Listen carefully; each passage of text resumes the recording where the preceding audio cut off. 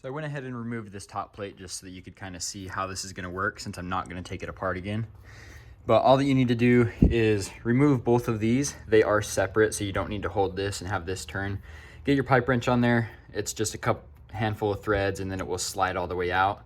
And then these hydraulic springs will kind of push it. Anyway, go ahead and get this one off as well. And then what these look like, it's just a piston, and it slides out of this little collar, which catches the spring. So you'll have the piston and the little large washer, this black washer, and then this thing slide off.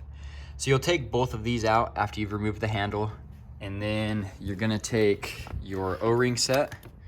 For me, on this jack, I ended up using 2 111s and 2 115s, I believe. These guys right here. So the larger piston is the 115s, the smaller is the 111s.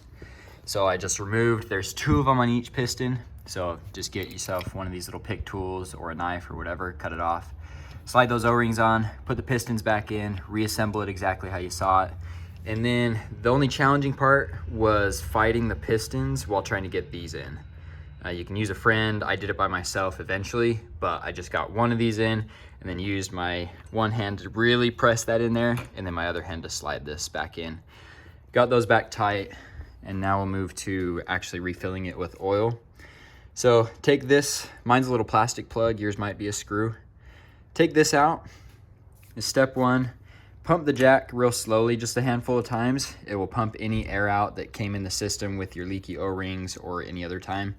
Pump it a couple times, and then what you're gonna do is take this guy out, take your jack oil, fill up this hole, and you're gonna watch this one.